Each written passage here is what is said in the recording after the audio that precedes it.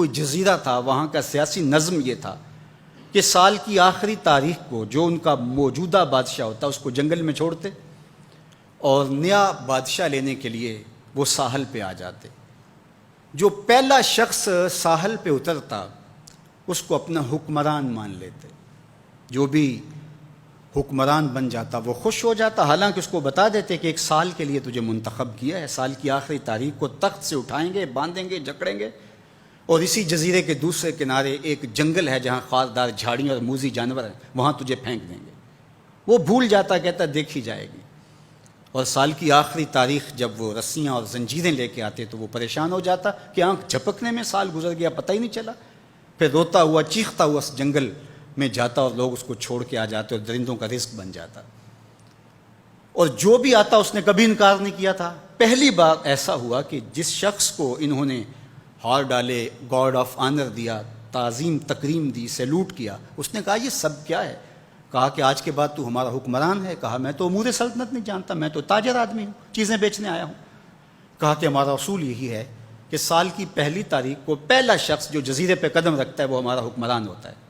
اس نے کہا میں تو امور سلطنت کو نہیں جانتا، تو یہ کس طرح ذمہ داری قبول کر سکتا ہوں؟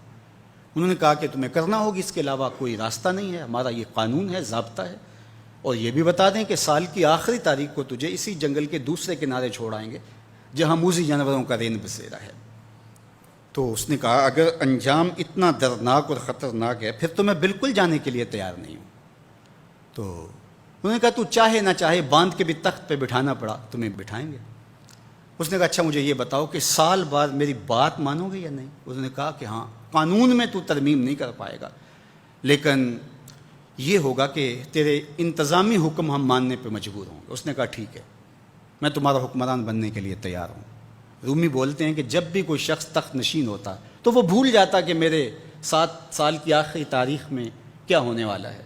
وہ عیش و عشرت کرتا اور یوں وقت گزارتا، سال کی آخری تاریخ آنکھ جھپکنے میں آ جاتی۔ لیکن یہ پہلا شخص تھا، تخت نشین ہوتے اس نے پہلا حکم نامہ جاری یہ کیا کہ کمانڈوز بلائے جائیں۔ بلائے گئے، کہا اس جنگل میں چلے جاؤ جہاں تم بادشاہوں کو پھینک کے آتے ہو اور وہاں کے موذی جانور کاٹ ڈالو۔ پھر بلدیہ کے ملازمین بلائے، کہا جاؤ جا کے وہاں کی جھاڑیاں کاٹو۔ پھر معمار بلائے، کہا جا کے وہاں محل تیار کرو۔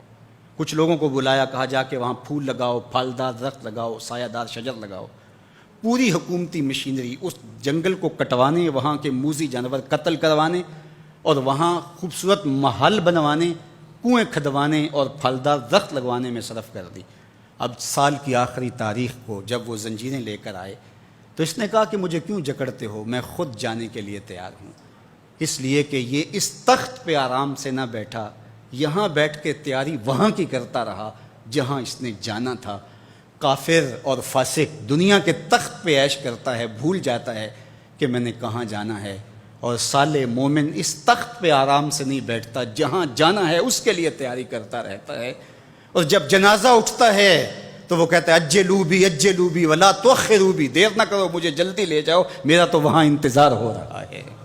اور پھر جب وہ وہاں پہنچتا ہے تو القبر روضۃ من ریاض الجنہ، وہ جنت کے باغوں میں سے باغ بن چکی ہوتی ہے۔ وہ سارے تھور، ساری جھاڑیاں، ساری آگ اور وہاں کے سارے بھڑکتے ہوئے شعلے بجھا چکا ہوتا ہے، اپنے اعمال کے لشکر بھیج کے۔ ہم نے دیکھنا ہے کہ ہم یہاں آخرت کے لیے کچھ بھیج رہے ہیں کہ یہیں سب کچھ لٹا رہے ہیں۔ دنیا کے مختلف ممالک میں جانا ہوتا ہے۔ تو ایک دفعہ میں اٹلی گیا تو وہاں ایک شہر میں مجھے کچھ دوست لے گئے، تو وہ چھوٹا سا گھر تھا، تو 20 سے 30 لوگ وہاں رہ رہے تھے۔ تو میں بڑا حیرت زدہ ہوا، تو میں نے کہا کہ آپ یہاں تنگ سی جگہ پہ 20-25 لوگ رہ رہے ہیں، تو اتنی مشکل میں کیوں رہ رہے ہیں؟ تو کوئی بڑا سا گھر خرید لیں، آسودہ رہیں۔ تو انہوں نے کہا کہ جناب آپ ہمارے علاقے میں جا کے دیکھیں، 5-5 کنال کے گھر ہم نے وہاں شروع کیے ہیں۔ ہم یہاں کمائی کرنے آئے ہیں، عیش کرنا تھوڑے آئے ہیں، ہم تو چند سالوں کے لیے یہاں آئے ہیں، اس لیے ہم یہاں سے کماتے ہیں، بھیجتے وہاں ہے جہاں ہم نے ہمیشہ جا کے رہنا ہے۔ میں نے کہا یہی تو میں سمجھانے آیا ہوں، جہاں جتنا رہنا ہے وہاں کا انتظام بھی اس حساب سے کرو۔ حضور نے فرمایا کن فی الدنیا کانک غریب او عابر السبیل، دنیا میں ایسے رہو جس طرح مسافر اجنبی رہتا ہے۔